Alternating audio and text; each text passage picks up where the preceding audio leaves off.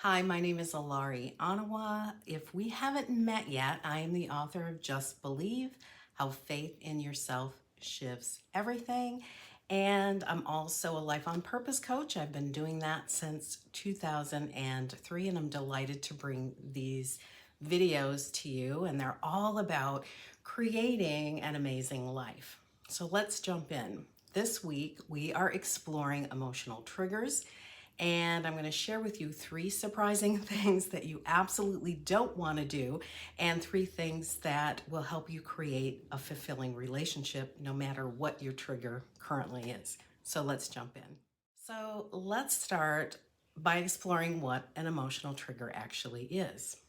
So, an emotional trigger is an event that sparks off a strong emotional response. That emotional response can support what you want to expand in your experience, or the emotional response can feed unwanted events and take you further away from what you want to expand in your life. So, here are 2 examples. If you see a baby, puppy, or hear great news from a close friend, you might feel strong emotions of love, appreciation, or joy. If, on the other hand, someone's comment seems critical or foreboding,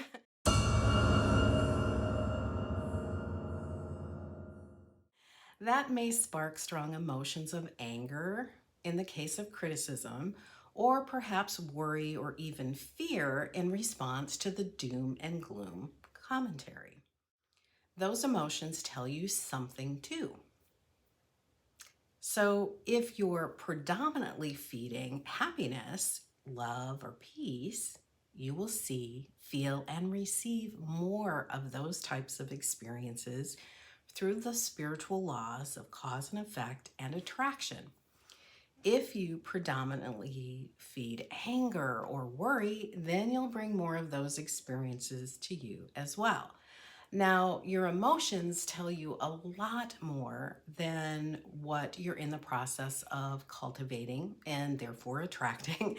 But for purposes of this video, it's important to know that what you feed expands every single time. Okay. So when you cultivate peace, you get more peace. If you cultivate anger predominantly, you'll get more to be angry about. And if you want to know more about emotions and why you feel the way that you do, I have a video about that too, and I'll leave a description and the link to that in the description box below. So now that you know the magnetic power of your emotions, let's explore.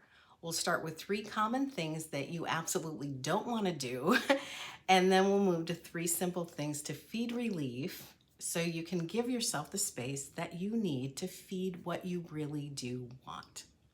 So let's start with number 1. Don't comment or react with a verbal comeback when you're feeling an emotion that you don't want to feed. For example, if you're angry and react with that energy, you will feed more of that irritation and anger. It'll get bigger.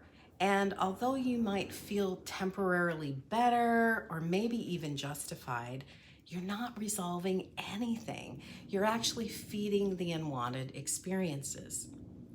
Number 2, let's look at the second thing that you do not want to do, and that's call a friend who will support you in feeding blame or anger or feelings of being justified or right.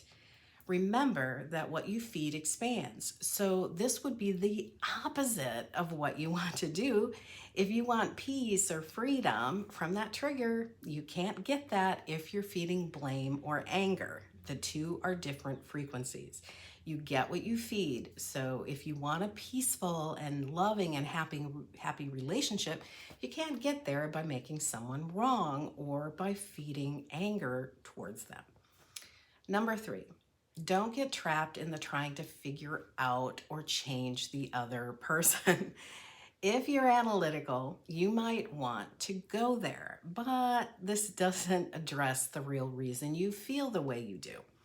Trying to figure out the other person almost always backfires because you may inadvertently feed a need to fix or control, which never works.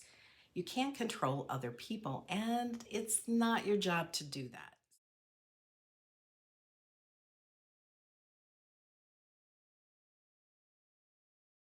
Everyone is an individual and we all get to choose.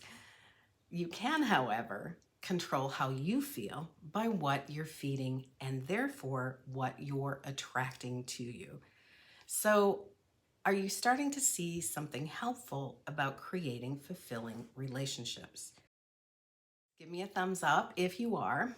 And now let's look at what you can do when you're emotionally triggered so that you actually feed what you do want.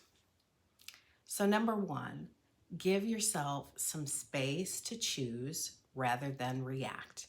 So, if you're angry or upset by a comment or an event, nothing is resolved by feeding that anger.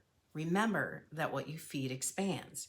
You can, however, step out of an automatic reaction by giving yourself something else to do. So you can, for example, choose right now that you will feed what you want by giving yourself space between the emotion and the event. So you can declare right now, when I am upset, I will now take 3 deep, gentle, cleansing breaths in and out as I see myself stepping out of the energy of anger. By continuing to breathe deeply and by seeing yourself distancing from the energy that you don't want to feel and feed, you will automatically feel better long enough to avoid the unhelpful reaction. And you're creating chemical reactions in your body as well. So when you're calmer, you can ask yourself, what is it I really do want to feed? But first, you want to step out of the energy of the emotion and give yourself space. A second strategy for creating distance between you and a desire to react instead of responding in a helpful way is to label and recognize what you're feeling as an emotional response. You are not your emotions, and by naming them in a certain way, you no longer feel identified with them. So, naming an emotional response might look like, oh, look, that's anger, or that feeling is frustration. Isn't that interesting? Label the emotion as being separate from you. And notice that I did not say label it by declaring, I am so angry or I am really frustrated right now. Why does this matter?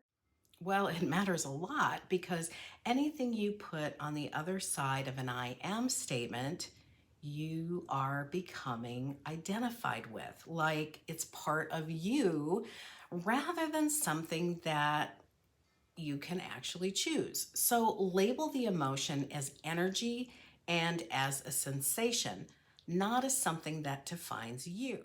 When you do, you give yourself the space you need to respond in a way that actually feeds what you do want. Number 3, give yourself time to reflect when you can, and do so with the intention of feeding what you really do want. You can ask yourself these 3 questions to do just that. Number 1, how do I want to feel about this relationship? Number 2, what do I need to cultivate in order to have that? And finally, number 3, how and when will I cultivate that? This moves you toward feeding and attracting what you do want rather than feeding unwanted energy and experiences. And if you want a deeper understanding of family dynamics and why you may feel the way you do, I'll also leave a link in the video description box below to a recent post that I published that's very helpful in recognizing one of the main reasons why we can feel triggered, especially inside cultural and roles around family. If you want more videos like this, be sure to hit the like button and subscribe, and leave a comment too if you found something especially helpful, and I'll be sure to expand on that in a future post or video. As always, thank you for watching, and I'll see you in the next video. Bye for now.